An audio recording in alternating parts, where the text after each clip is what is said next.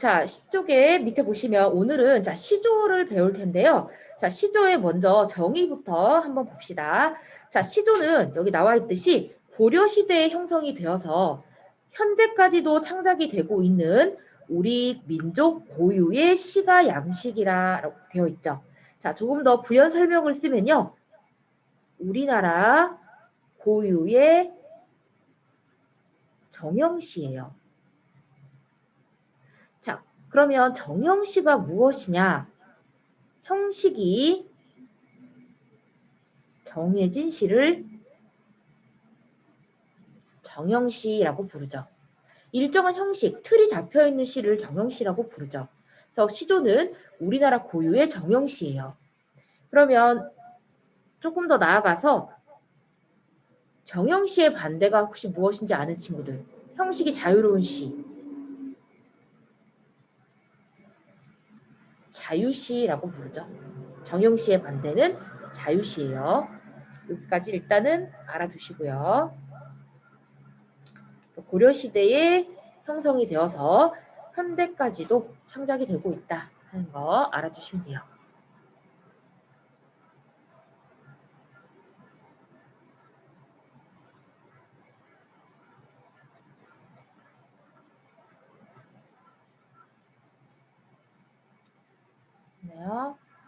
자, 그래서 이제 중요한 부분이 바로 여기 시조의 특성이자 형식이 이제 중요하고 시험에 자주 나오는데, 자, 첫 번째 특성부터 한번 보도록 할게요. 첫 번째 특성은 자, 일반적으로 시조는 3장 6구로 구성이 되며 45자 내외의 글자 수를 지닌다라고 돼 있죠. 일단 쭉 한번 읽어볼게. 그리고 3, 4조 또는 4, 4조의 음수율과 4음보의 음보율을 동시에 지닌다라고 돼 있고요.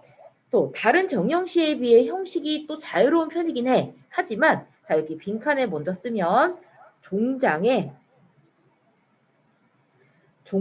첫 음보는 사음절로 고정된다 했고요. 사음절의 다른 말은 세 글자예요. 세 글자로 고정된다. 이렇게 쓰시면 돼요. 일단. 자, 그럼 일단 여기 밑줄 친 특성들을 지금부터 하나씩 볼 텐데 밑에 여기 정몽주의 시가 나와 있거든요. 요 시를 이제 토대로 한번 같이 볼게요. 자, 일단 3장 6구로 구성이 된다 했는데 3장이라는 건 장이 세 개란 뜻이에요. 지금 여기 밑에 시조를 보면 세 줄로 이루어져 있죠. 그 뜻인데 자, 우리 처음이 한자로 초. 그래서 첫 줄을 초장이라고 불러요.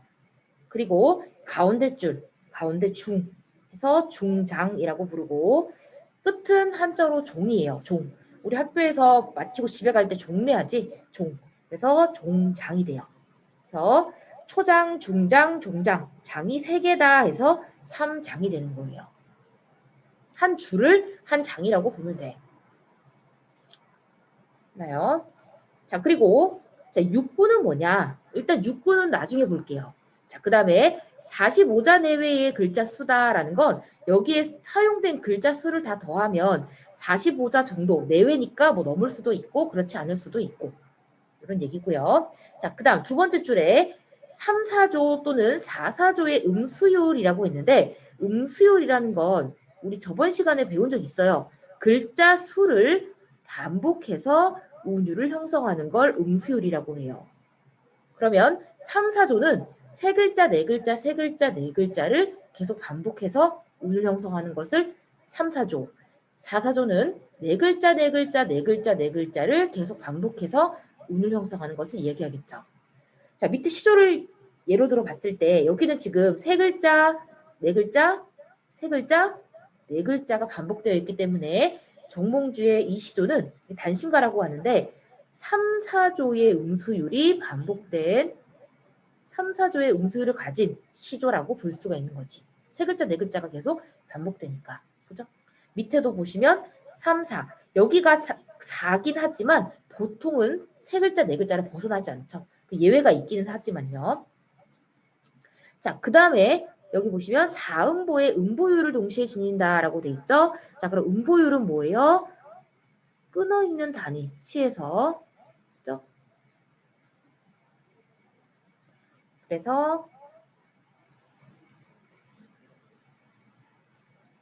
여기 보시면 이렇게 자, 이 몸이 죽고 죽어 100번 고쳐 죽어 하면 한 줄이 네 덩어리가 나오죠. 그리고 백골이 진토되어 넋이라도 있고 없고 하면 또 네 덩어리. 임양한 일편단심이야 가실줄이 있으랴 하면 또 네 덩어리. 그러니까 한 줄이 여기 이렇게 다 끊어 있는 표시가 되어 있죠. 한 줄이 다 네 덩어리로 끊어서 읽을 수가 있잖아. 그래서 여기 사음보다 시조는 무조건 사음보예요. 네 덩어리, 한 줄이 네 덩어리로 끊어서 읽어야 한다는 거 알아두시면 되고요. 자, 그 다음에 가장 중요한 게 바로 여기예요. 종장의 첫음보는 삼음절로 고정이 된다 했는데, 자, 종장이라 하면 여기를 얘기하죠. 여기 마지막 줄, 여기 요 자리가 바로 세 글자로 무조건 고정이 되어야 한다는 거야. 자, 임향한 글자 세 개잖아. 그죠? 자, 다른 곳에는 글자 수가요. 뭐 5글자가 와도 되고요.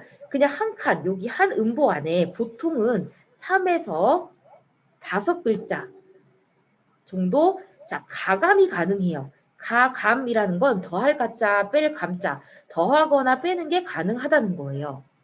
그런데 여기 종장의 첫음보는 무조건 세 글자로 고정을 해야 한다는 거야. 그래서 이 자리만 지키면 상관이 없어요. 그래서 뒤에가 이렇게 5글자가 오거나 어떤 시조는 7글자, 8글자가 오는 경우도 있는데 그건 상관이 없어요. 여기 앞에 종장의 첫음보만 무조건 세 글자를 지키면 상관이 없다 하는 것까지 알아두시면 되겠죠. 자, 여기까지가 시조의 특성인데요. 시조는 여러 가지 종류가 있어요. 평시조도 있고요. 이제 우리가 나중에 고등학교에 이제 올라가면 어시조라는 것도 배울 거고요. 그 다음에 사설시조라는 것도 배울 거예요. 어시조와 사설시조는 뭐냐면 이 두 개는 이제 여기 중장이 길어진 거를 어시조와 사설시조라고 하는데 뭐 지금은 알아둘 필요가 없고 이런 게 있다 정도만 알아두면 되거든요. 우리가 지금 배우는 시조는 전부 다 평시조예요. 평시조. 가장 기본적인 시조의 특성을 평시조라고 부른다까지만 알아두시면 되겠어요. 이게 이제 시조의 특징이니까 여기까지 정리하시면 되고요. 자, 필기를 다 한 친구들은 옆에 9번 문제 한번 풀어보시면 되겠죠. 한번 풀어보세요.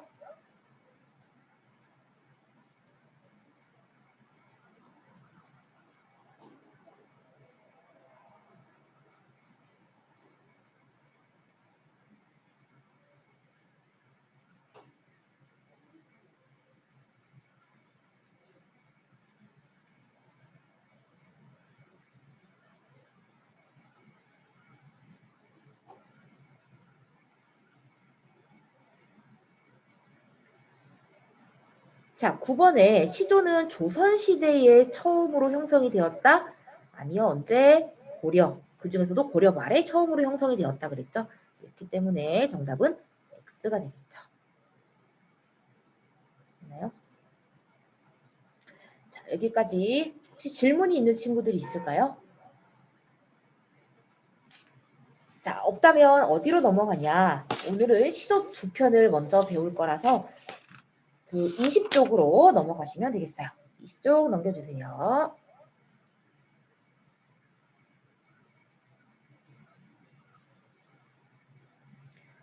여기.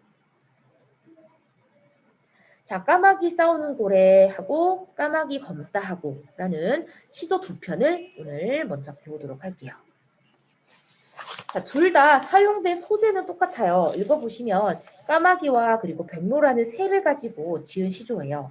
그런데 이제 내용이 조금 이제 반대가 되는 그런 내용의 시조라서 이 2편을 같이 묶어서 종종 시험에 출제가 되거든요. 자, 첫 번째 시조부터 한번 읽어볼게요. 자, 제목은 까마귀 싸우는 고래. 보통 시조는 첫 줄이 제목이에요. 자, 영천 이씨라는 사람이 이제 지은 건데요. 조금 전에 봤던 그 정몽주 있죠. 정몽주의 어머니가 바로 영천 이씨예요. 자기 아들한테 이제 지은 내용의 이제 시조라고 보시면 되고요. 먼저 한번 읽어보도록 할게요. 자, 까마귀 싸우는 고래 백로야 가지 마라.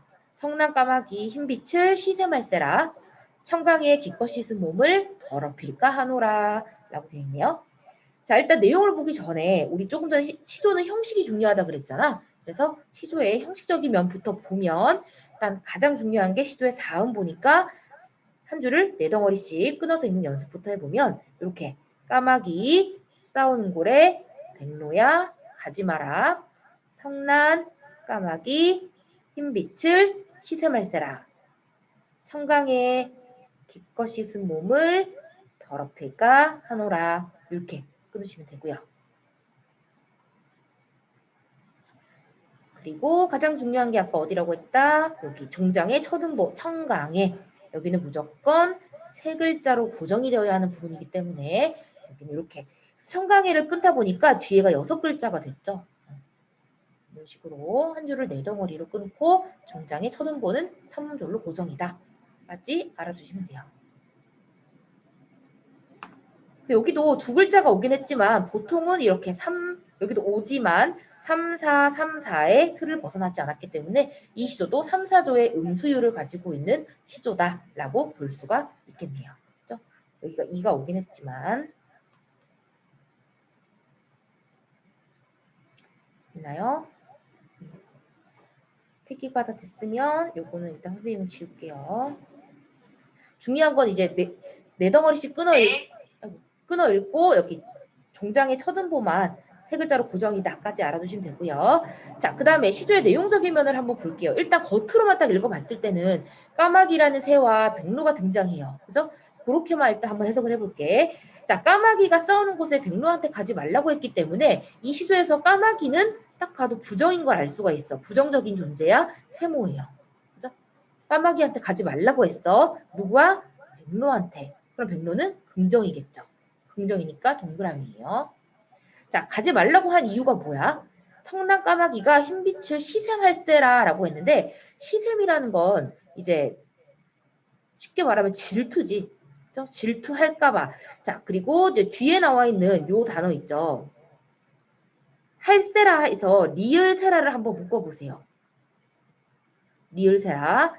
자, 리을세라는 따로 떼서 뭐뭐 할까?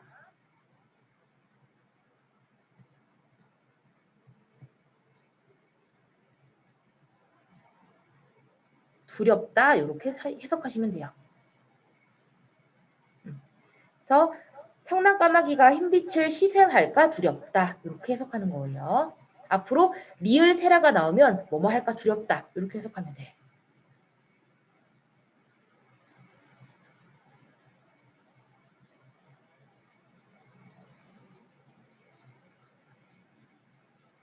됐나요? 자, 그 다음에 청강이라는 거 옆에 한자가 안 나와 있는데 원래는 보통 이제 한자를 같이 붙여서 써주거든요. 청강은 뭐 푸른 강이니까 보통 이제 뭐 맑은 강이 되겠죠. 자, 맑은 강에 기껏 씻은 몸을 더럽힐까 하노라. 더럽힐까봐 걱정되는구나. 그죠? 이렇게 해석을 하면 되겠죠. 자, 백로는 무슨 색깔의 새죠? 앞에도 나와 있지만 백자가 흰 백자잖아. 하얀색의 새죠. 그리고 까마귀는 검정색의 새잖아. 그래서 일단 여기다가 뭐라고 쓰시냐면 자, 까마귀는 이제 검정색을 상징하고요. 백로는 흰색이에요. 그래서 이 둘은 색채 대비가 이루어지고요. 검정색과 흰색이니까 색깔의 대비가 나타나죠.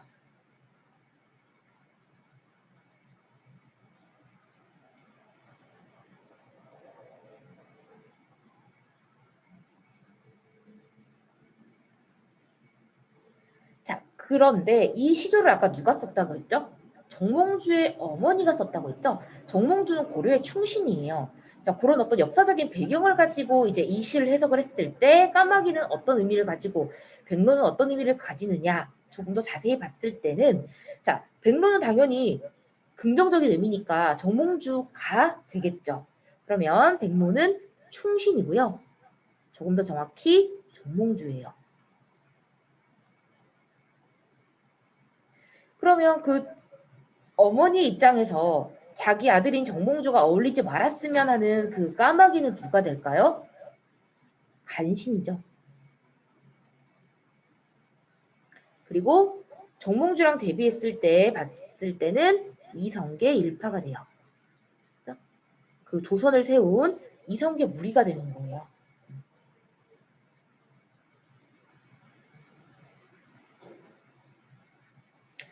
그래서 결국에는 이 시조가 어머니가 아들한테 하고 싶은 이야기는 그 간신배들에 대한 경계 그리고 올바르게 처신하라 권고는 이제 권하는 내용이다라는 거야.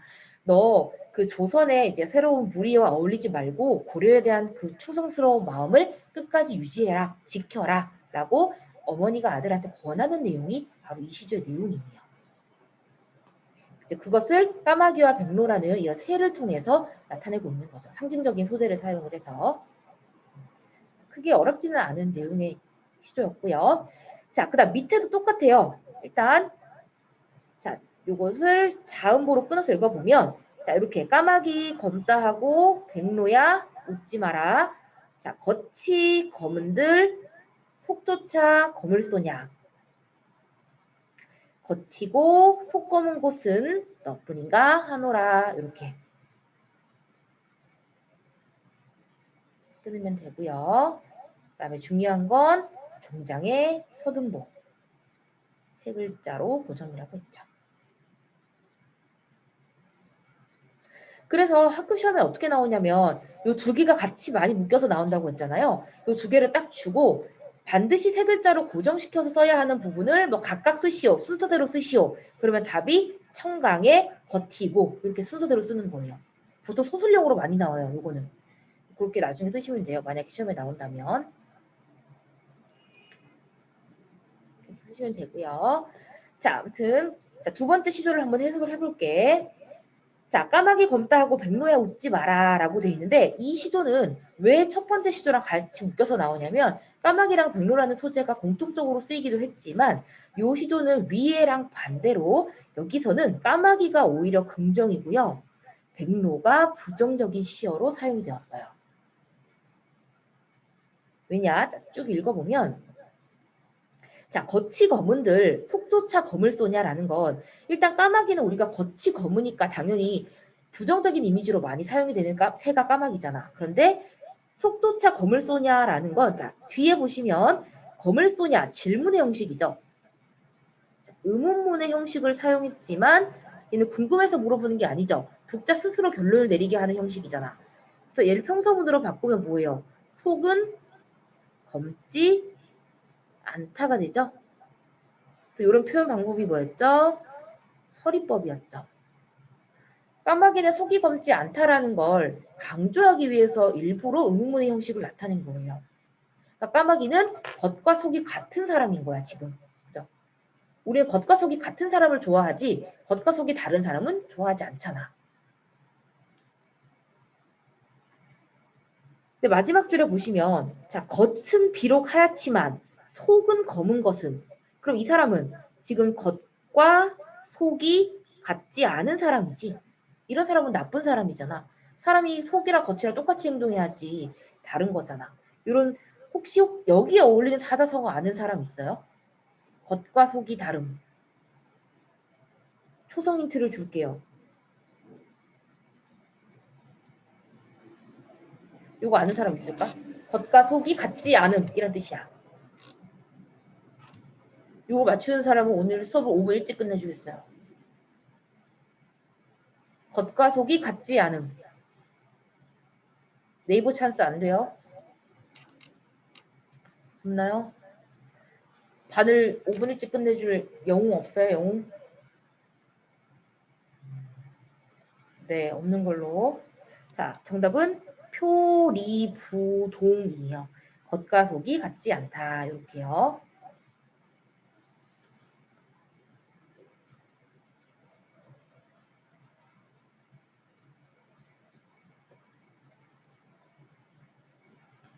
자, 겉은 하얗지만 속이 검은 건 너뿐인가 하노라. 그럼 겉은 하얗면서 속은 검은 건 누굴 얘기하는 거지?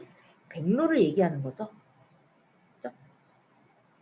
그러니까 백로가 이제 비판의 대상이 되는 거지. 그리고 백로에게 너라고 했기 때문에 여기는 백로를 지금 의인화하기도 했고요. 너는 사람한테만 붙일 수 있는 대명사잖아. 그렇죠?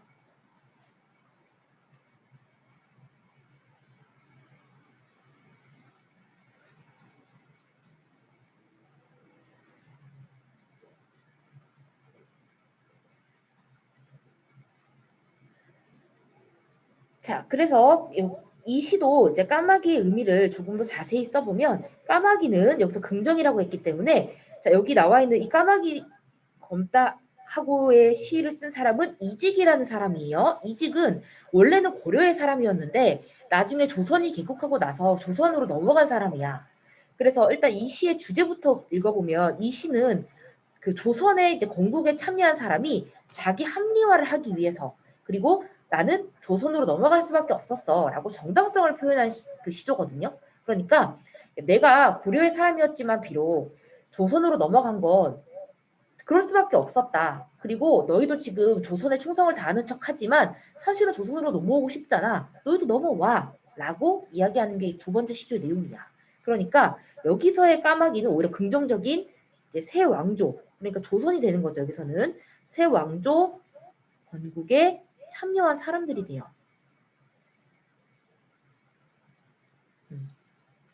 그러니까 이제 지은이 자신이죠.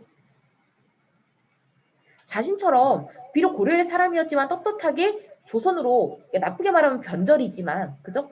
이렇게 정당하게 떳떳하게 넘어올 수 있으면 넘어오라고. 왜 그 겉으로는 고고한 척 고려의 충신을 맹세한 척하지만 충을 왜 그렇게 속으로는 나처럼 넘어오고 싶잖아 너희도 라고 이제 다른 사람들을 비판하는 내용의 그런 시조라고 보시면 되죠. 그래서 여기서 백로는 고려의 자 절의라는 건 변하지 않는 마음이에요.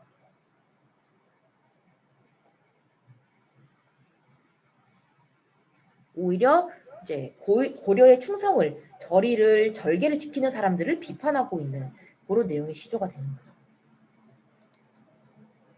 그래서 여기도 서로 이제 의미가 반대되는 이렇게 볼 수가 있고요.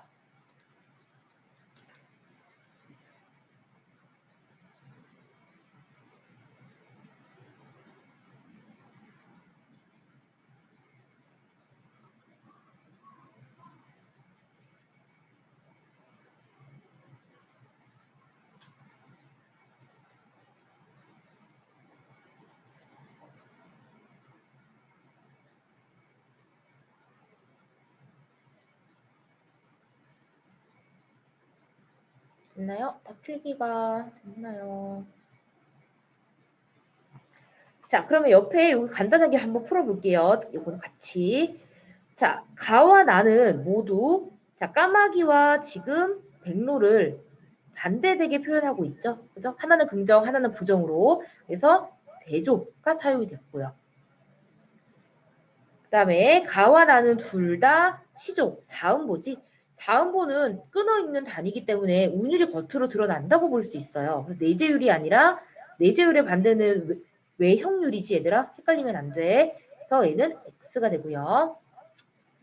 그리고 가와 나에는 자, 상징적인 의미라고 했는데 상징적 의미가 뭐였지? 상징적이라는 건 눈으로 볼 수 없는 추상적인 어떤 뭐 우리가 생각이라든지 그죠? 이념이라든지 이런 것들을 구체적인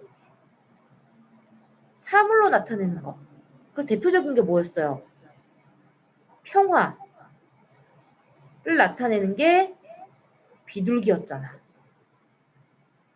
그죠? 평화라는 거 눈으로 볼 수 없지. 근데 사물인 비둘기로 나타내는 것들이 상징이었어요. 그래서 여기서는 우리 뭐 눈에 보이지 않는 거 있죠. 간신이라든지 충신이라든지 뭐죠? 고려에 대한 절개 이런 것들을 전부 까마귀나 뭐 백로 이런 새로 나타냈기 때문에 얘는 상징적인 의미로 사용이 되었다고 볼 수가 있겠네요.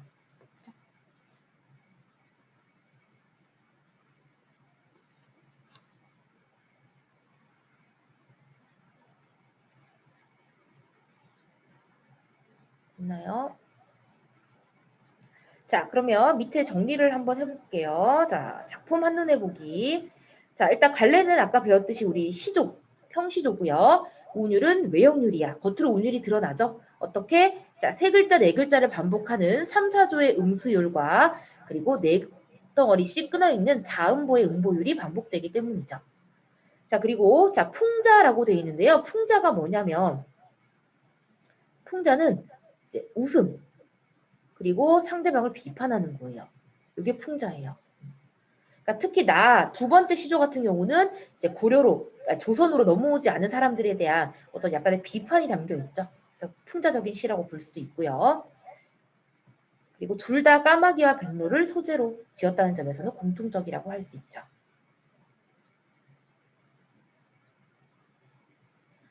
그리고 간은 자, 간신배들에 대한 경계, 그죠? 조선으로 넘어간 사람들, 그리고 아들에 대한 올바른 처신을 권고하는 어머니가 지은 시조였고요. 그다음 나 같은 경우는 새 왕족, 조선에 대한 건국, 이제 거기에 참여한 자기 합리화, 그리고 정당성, 그럴 수밖에 없었다 하는 정당성을 표현하는 내용의 시조였죠. 자, 그리고 두 시조의 공통점은 대립되는 시어들이 사용됐죠. 까마귀와 백로 둘 다. 요거는 상징적인 의미라고 조금 전에 봤고요. 그다음 인간 세계의 그 내용을 자연물에 빗대어서 둘 다 표현했다는 것도 공통점이죠. 둘 다 까마귀와 백로라는 자연물, 새를 사용해서 인간 세계를 나타냈기 때문에 이렇게 표현할 수가 있는 거죠.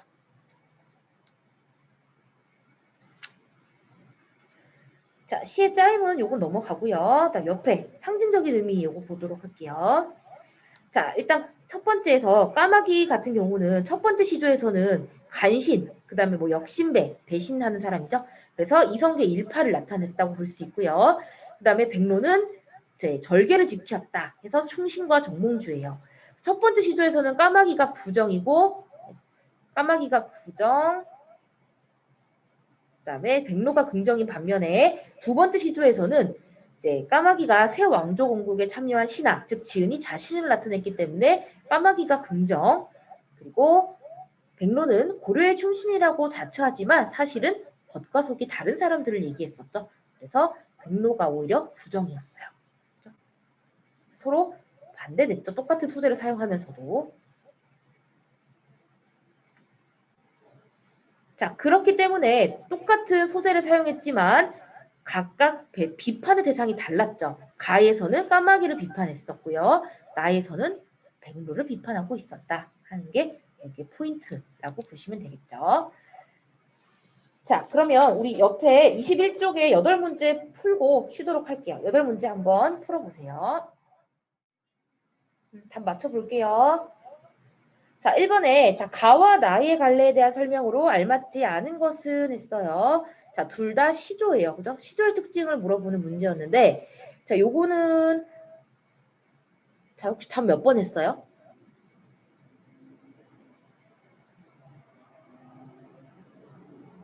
요거 정답이 1번이었죠. 1번은 아까 안 배운 내용이긴 했어요. 그래서 아마 헷갈렸을 수도 있는데 자, 평민 계층이 주된 작자층이다 했는데 1번이 왜 틀렸냐면 시조가 처음 생겼을 때 그러니까 이제 그 시조가 처음 만들어졌을 때 이렇게 조선 아마 이제 그 고려 뭐 말쯤부터 해서 조선 중기 정도까지는 이제 사대부 양반층이 주 작자층이었고요.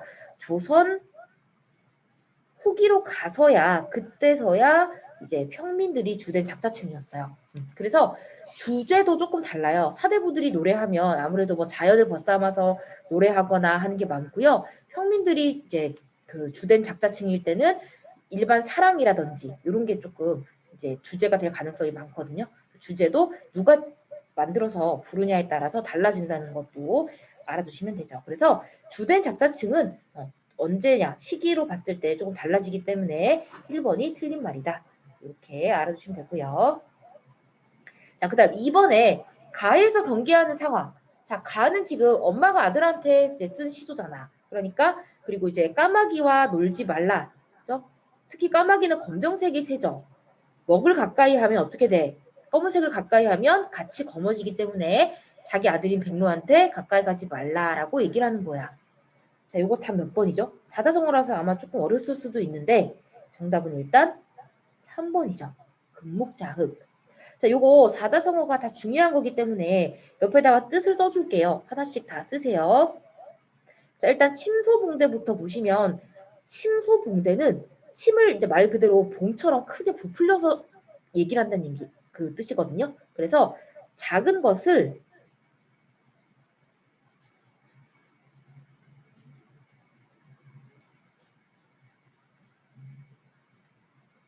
뭐 과장해서 부풀려서 말함 이런 뜻이야. 그리고 백년하청 같은 경우는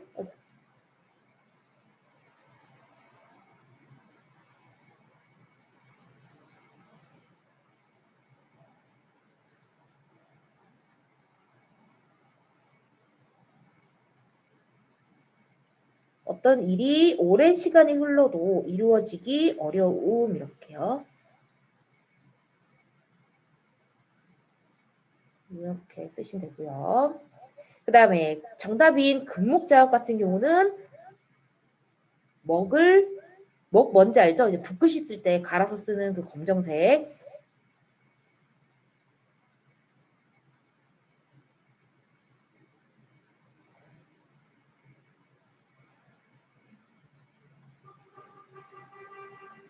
자신도 모르게 이제 검게 됨 이런 뜻이고요.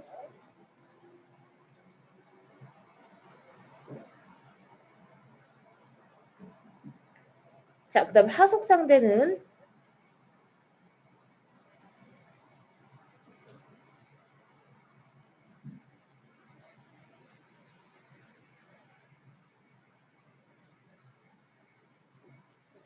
뭐 임시변통, 임시방편으로 이리저리 둘러맞춤 이런 뜻. 그다음 조선모산 알죠? 그 원숭이한테 아침에 3개, 점심에 4개, 저녁에 4개 준다고 했던 그 사자성어, 거기서 유래된 사자성어인데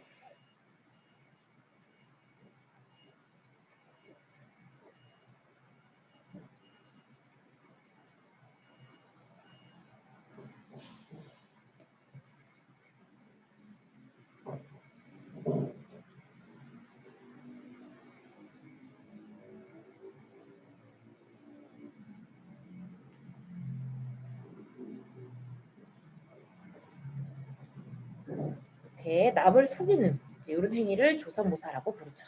여기까지 필기를 해두세요.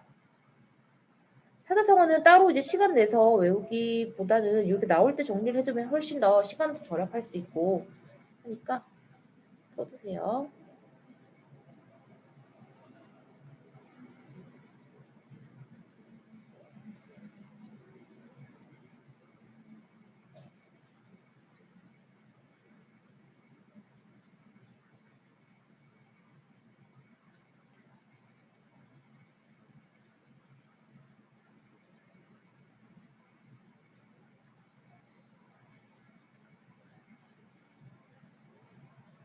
자, 다 썼나요?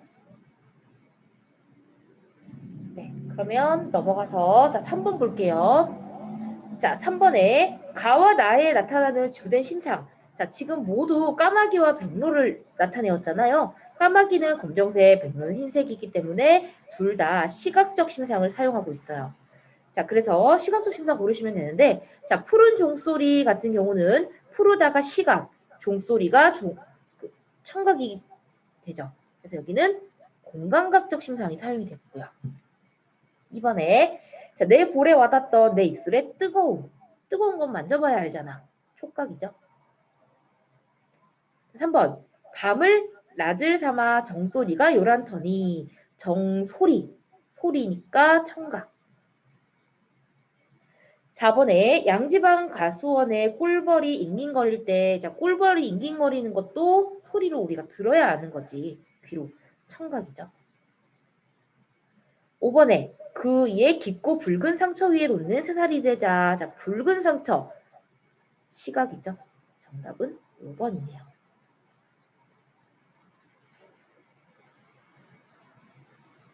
됐나요? 자, 다음 중 가와 나의 화자가 비판하는 대상끼리 바르게 묶인 것은 자, 가에서는 까마귀를 비판하고요. 나에서는 백로를 비판하죠. 이렇게 고르시면 되겠네요. 정답은 2번이 되겠죠. 됐나요? 이때 너도 백로였으니까요. 자, 다음으로 5번에 자, 나에 드러난 화자의 마음을 바르게 파악한 사람은 자, 나에서는 자기 합리화, 정당성 이런 걸 주장한다고 했었지? 2번이 정답이 되겠죠. 네요. 자, 그 다음에 6번 같은 경우는 좀 어려웠을 수도 있는데 기억과 니은의 관계를 이제 가장 유사한 것을 고르라고 했네요. 자, 기억이 뭐였나요? 기억이 까마귀고요. 니은이 백로예요. 그럼 이 둘의 관계가 뭐예요, 일단?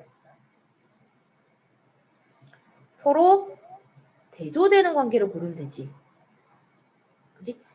자, 그럼 1번에 보세요. 자, 내가 죽으면 한 개의 바위가 되겠다라고 했어. 그러면 나와 바위의 관계는 뭐야? 내가 죽으면 되고 싶은 관계잖아. 그러면 절대 답이 될 수가 없죠. 그죠? 2번도 나는 죽어서 파랑새 대리라고 했기 때문에 나도 파랑새와의 관계를 봤을 때 내가 죽으면 되고 싶은 관계 될 수 없죠. 대조가 아니잖아. 대조는 반대가 돼야 되는 거지. 3번에 자, 내 마음은 호수요 그대 노조. 자, 내 마음이 호수잖아. 그러면 내 마음은 호수가 돼. 그럼 결국 내가 호수란 얘기야. 그러면 호수가 내 마음에 내가 호수니까 그대가 노조 왔으면 하는 곳이 내 마음이잖아. 그리고 결국 이것도 대조가 아니죠. 그죠? 4번에 자, 소는 소쪽이에요. 소쪽. 서로 가는 달같이는 나는 아무래도 갈 수 없다. 자, 달은 가는데 나는 갈 수가 없어. 그럼 달과 나는 만날 수가 없는 거잖아. 이게 바로 대조가 되는 거지. 정답이 4번이에요. 그죠? 그 다음에 아씨처럼 날인다 보슬보슬 햇빛. 자, 뭐뭐처럼이니까 직유법이죠. 그럼 결국 아씨와 햇빛은 같네요. 그죠? 그래서 정답이 4번이 되는 거죠. 이건 직유법이라서 아씨가 곧 햇빛가 되는 거니까요. 6번의 정답은 4번이 되는 거죠. 4번에 달은 갈 수 있지만 나는 갈 수 없다. 대조. 그래서 6번 답이 4번이고요. 자, 7번. 가와 나에서 자 나왔네요. 시조의 형식상 글자 수가 반드시 고정되어야 하는 부분에 시어를 각각 찾아서 쓰시오. 답이 그럼 두 개가 나와야 되는 거야. 가에서는 청강에, 나에서는 겉희고. 이렇게 써야 정답인 거지.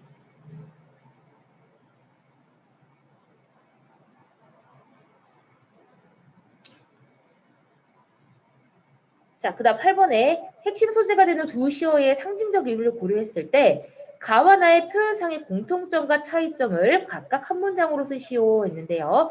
일단 둘의 공통점이 뭐죠? 자, 까마귀와 백로가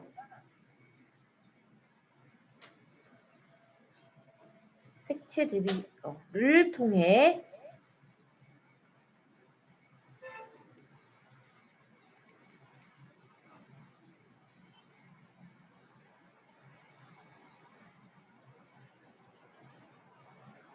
대조적인 관계를 이루고 있다는 건 둘 다 공통점이에요.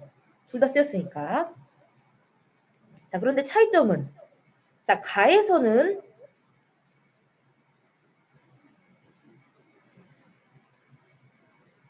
까마귀가 부정적인 대상, 백로가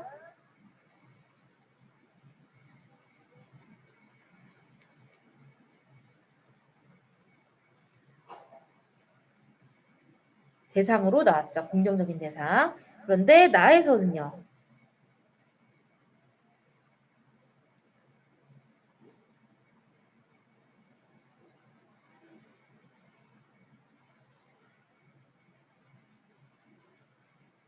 백로가 부정적 대상으로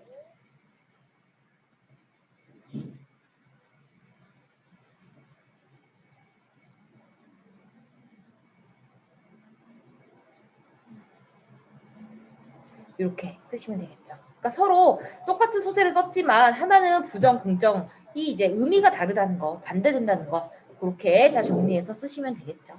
이렇게 답은 아는데 문장 만들기가 조금 힘들어서 그렇지 어렵지는 않았던 문제였죠. 그죠? 아니 자, 우리 그 시 하나만 더 보고 비문학으로 넘어갈게요. 한 장 넘겨서 22쪽. 22쪽에 성탄제 볼게요.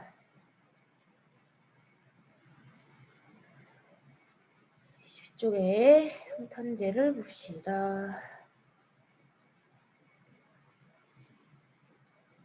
자, 성탄제가 이제 어제 그 크리스마스 얘기하는 거거든요. 어제 크리스마스는 잘 좀 보냈나요, 얘들아?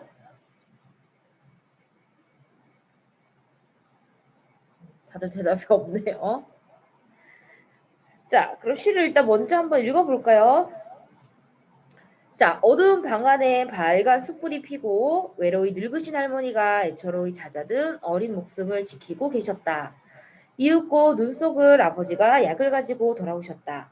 아, 아버지가 눈을 헤치고 따오신 그 붉은 산수유 열매. 나는 한 마리 어린 짐승. 젊은 아버지의 서늘한 옷자락에 열로 상기한 볼을 말없이 부비는 것이었다. 이따금 뒷문이 눈을 치고 있었다. 그날 밤이 어쩌면 성탄제의 밤이었을지도 모른다.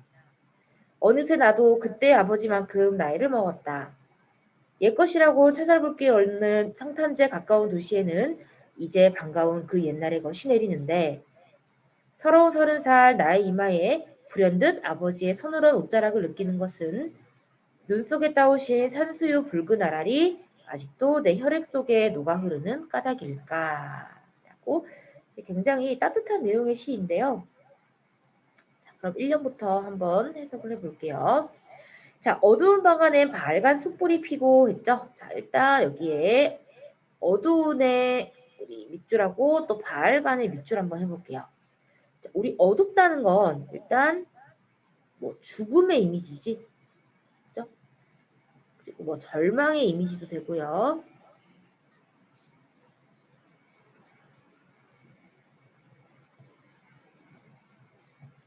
또 색깔로 나타내면 말 그대로 이제 검은색이잖아. 그리고 빨간색 같은 경우는 이제 붉은색. 숯불이니까 숯불 뭔지 알지 다들? 붉은색이 돼요. 그래서 이 둘은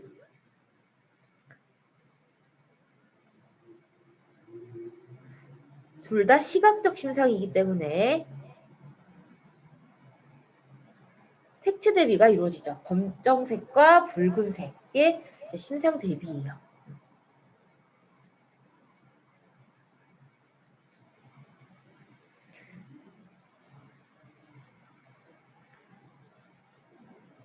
그리고 이제 위에 어두운 방이 검은색의 죽음의 이미지였다면 붉은색은 생명의 이미지이기 때문에 또 이제 이미지상의 대립도 될 수 있고요.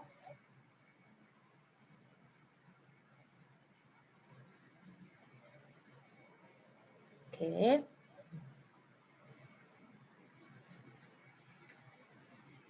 그리고 이제 뭔가 방 안에 숯불이 피어 있다 하는 걸로 봤을 때 계절적 배경도 알 수가 있죠. 여름에 숯불이 피진 않을 거 아니야. 겨울이죠.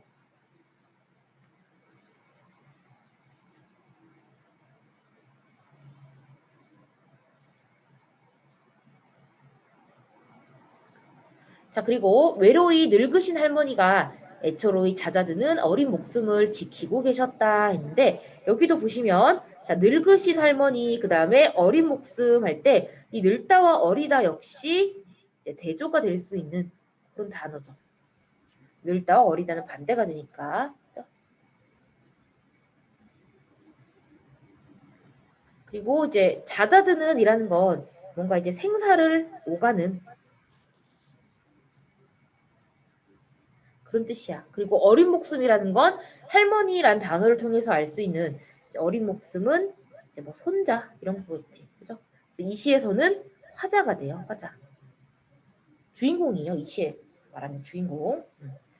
그러니까 주인공. 이 시 화자가 어렸을 때 이런 일을 겪었다는 거야. 아팠고 할머니가 자신을 병간호해주던 그런 얘기죠.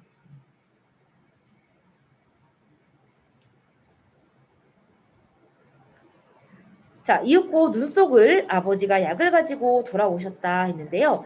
자, 우리가 시를 한번 쭉 읽어봐서 알겠지만 지금 아버지는 눈 속을 헤치고 돌아왔잖아. 근데 아버지는 약을 가지고 온 게 아니라 산수유 열매를 가지고 왔죠.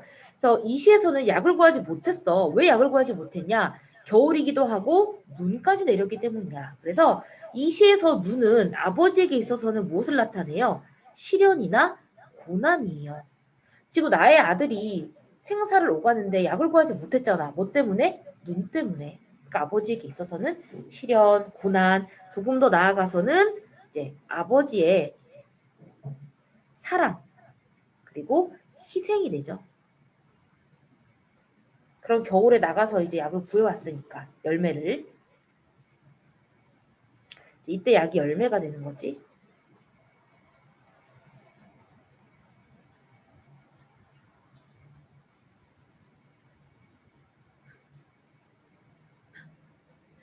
자, 아버지가 눈을 헤치고 따오신 그 붉은 산수유 열매 했는데요. 자, 일단 여기에 자, 눈, 우리 색깔이 흰색이죠. 그리고 자, 붉은 산수유 열매 할 때 여기 불따도 붉은색이기 때문에 서로 색채 대비가 이루어지고요. 그 다음에 여기 그냥 산수유 열매 자체만 봤을 때는 이 산수유 열매가 이제 의미하는 게 아버지의 사랑이에요.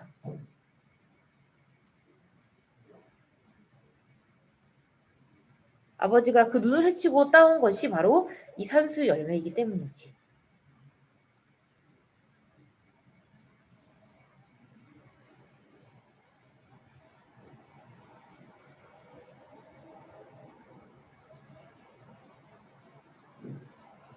됐나요?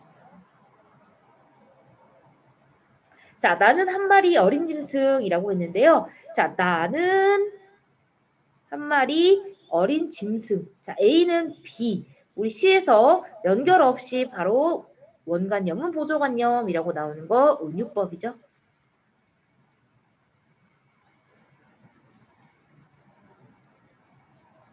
그리고 자기 자신한테 이렇게 어린 짐승이라고 앞에 그 어린이라는 수식어를 붙인 이유가 뭘까? 나는 무엇을 받아야 하는 존재이기 때문에 보호받아야 하는 존재란 뜻이야.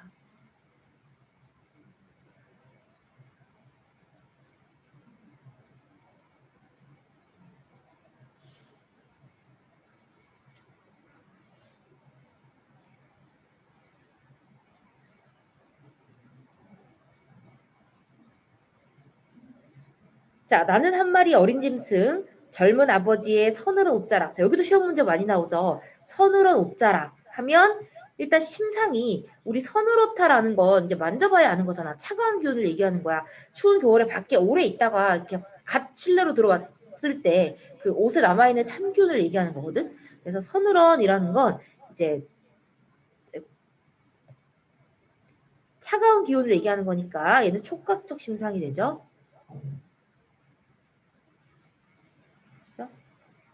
그리고 밑에도 역시 마찬가지예요.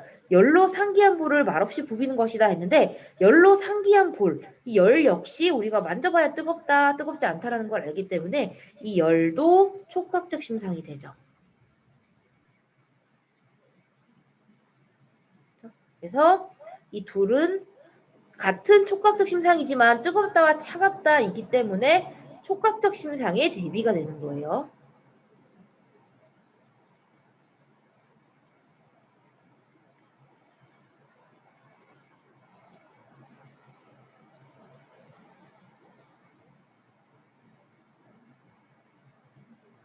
그리고 이제 끝에 아버지의 그 옷자락에 내 열로 상기한 볼을 부비는 그 행위 자체는 아버지에 대한 어떤 마음이 들겠어요? 고마운 그런 마음이니까 아버지와 어떤 사랑의 교류가 이루어지는 거지. 아버지가 눈을 뚫고 그 열매를 구워온 것에 대한 감사한 마음을 담아서 비록 내가 아프지만 그 열로 상기한 볼을 부비는 거예요. 사랑의 교류가 이루어지는 거죠.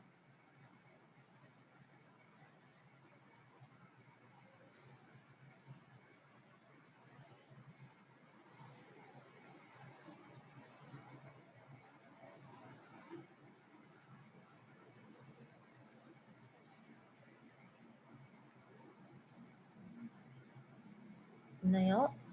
자, 이따금 뒷문이 눈을 치고 있었다. 그날 밤이 어쩌면 성탄제의 밤이었을지도 모른다 했는데요. 자, 여기. 자, 성탄제는 크리스마스잖아. 크리스마스는 누구의 생일이야? 예수의 생일이잖아. 그래서 왜 그날이 크리스마스의 밤이었을지도 모른다고 생각했냐면, 제목도 지금 성탄제죠? 아버지의 사랑을 마치 이제 인류를 구원한 예수의 사랑하고 연관 짓는 거야. 그만큼 아버지의 사랑이 고귀하고 희생적이었다라고 이 화자는 생각하고 있기 때문에 제목도 역시 성탄제고 그날이 마치 크리스마스 밤이었겠지 하고 생각하는 거예요. 아버지의 사랑이 이제 고귀하고 희생적이었다라고 이 화자는 생각하는 거죠.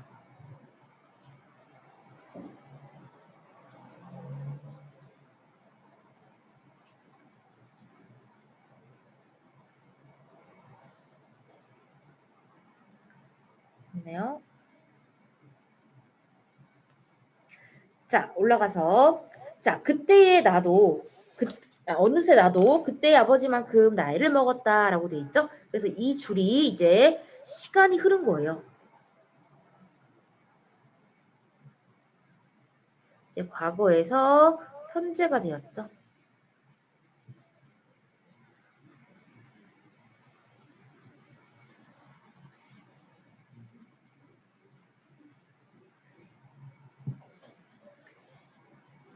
자, 옛것이라고 찾아볼 길 없는 성탄제 가까운 도시에는 이제 반가운 그 옛날의 것이 내리는데, 자, 옛것이라고 찾아볼 길 없는 이라는 건 이제 옛날만큼 누구를 위해서 희생을 하거나, 그지? 누구를 위해서 고귀한 사랑을 전하거나 하는 그런 게 다 없어졌다는 거야. 삭막한 현실이 됐다는 거지. 그래서 이 삭막한 현실에 대해서 느끼는 화자의 감정은 안타깝고, 그리고 이제 그 사랑을 나누던 그때가 그립겠죠.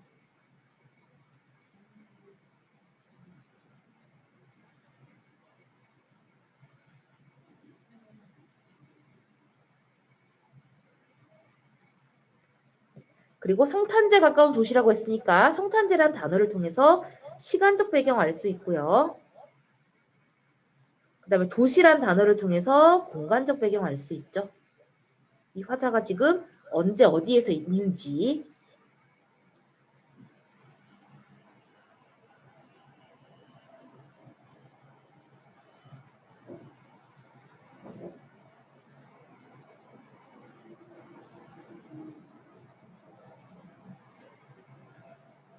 자, 이제 반가운 옛날의 것이 내리는데 했으니까 앞에 나와 있는 옛날의 것은 무엇을 말하는 거죠?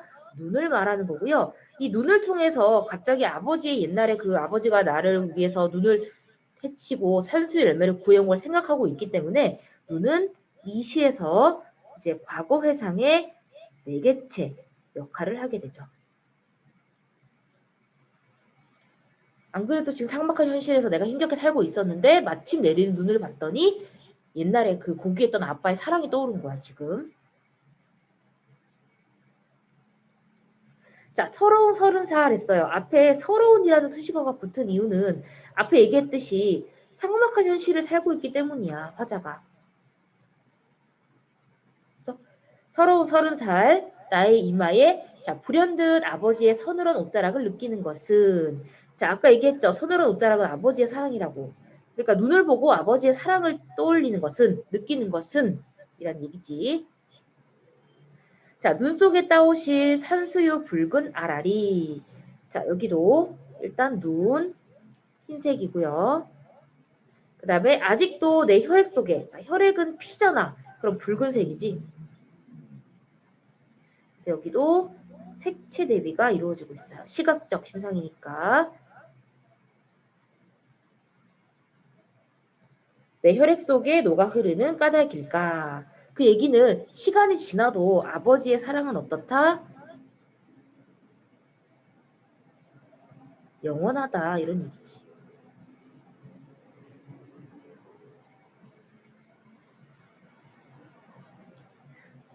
내 속에 영원히 남아있다 하는 것이 마지막 줄 10년의 이야기였어요.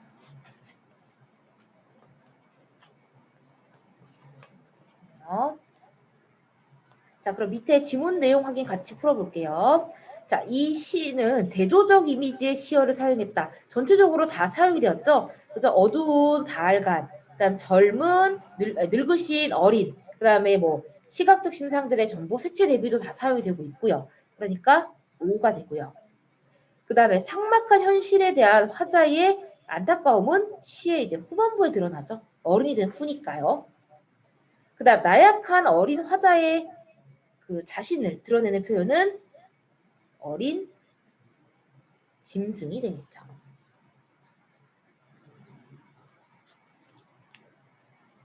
네요.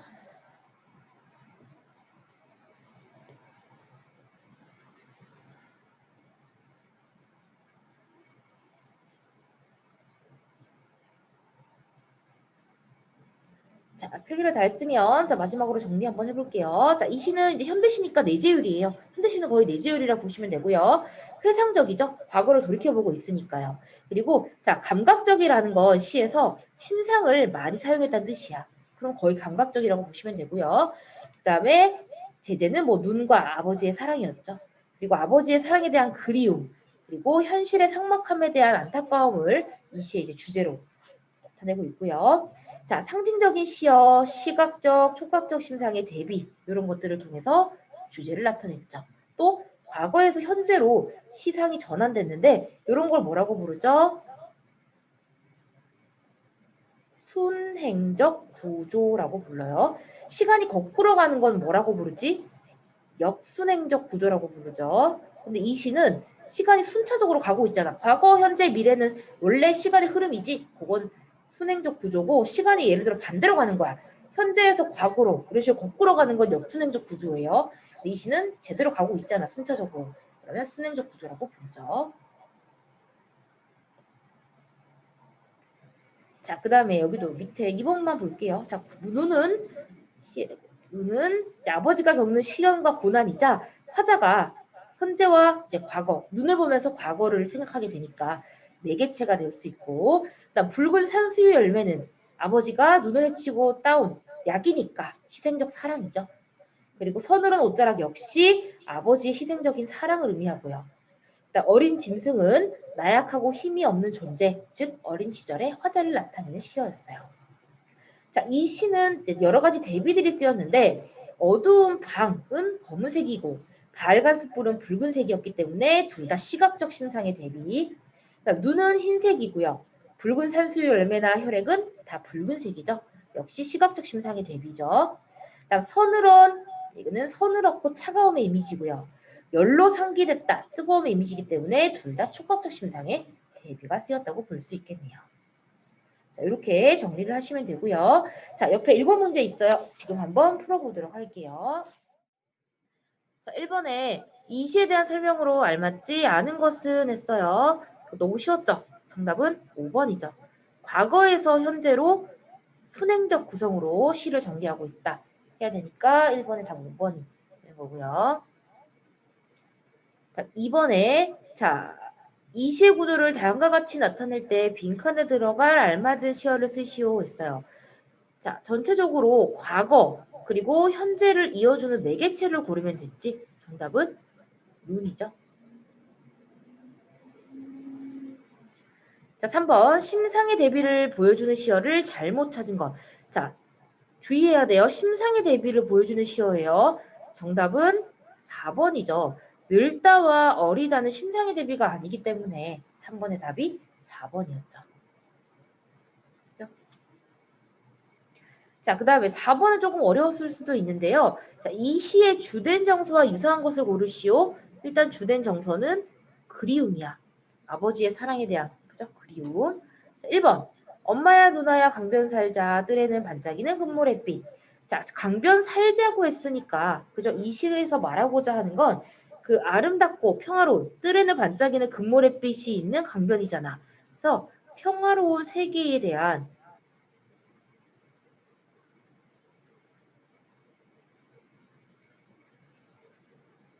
소망이 이 시의 주제예요, 주제.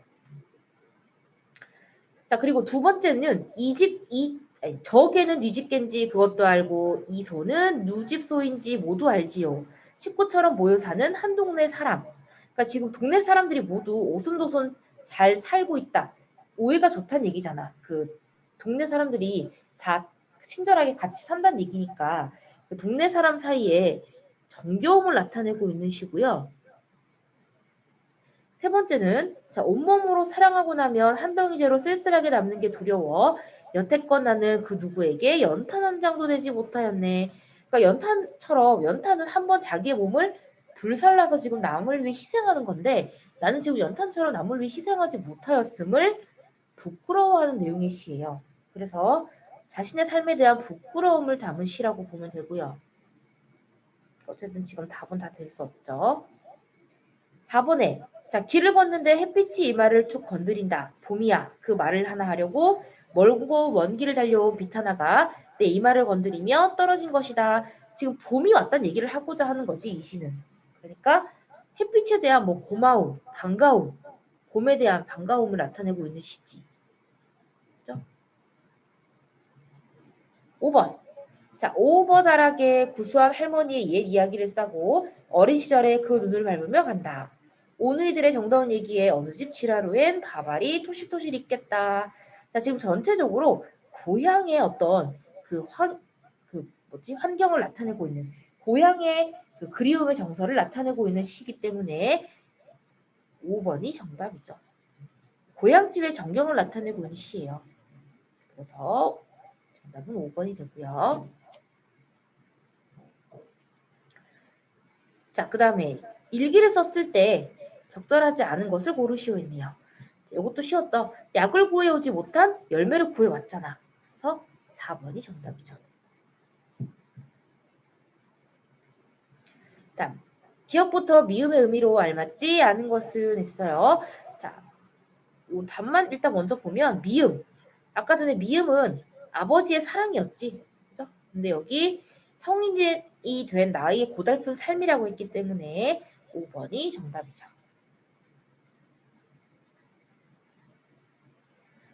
자, 이 시를 쓴 시인과 대화였는데 빈칸에 들어갈 알맞은 말을 이어절로 쓰시오. 자, 이어절은 두 덩어리가 이어절이야. 한 번 띄어 쓰는 거. 자, 아버지께서 눈을 헤치며 따오신 산수 열매에는 어떤 의미가 담겨 있나요? 자, 산수 열매에 담겨 있는 의미가 뭐지? 아픈 아들을 위해 고난과 역경을 헤치고 가져온 것이기 때문에 아버지의 사랑이죠. 아버지의 희생 이런 것도 되고요. 이렇게 답을 쓰시면 되죠.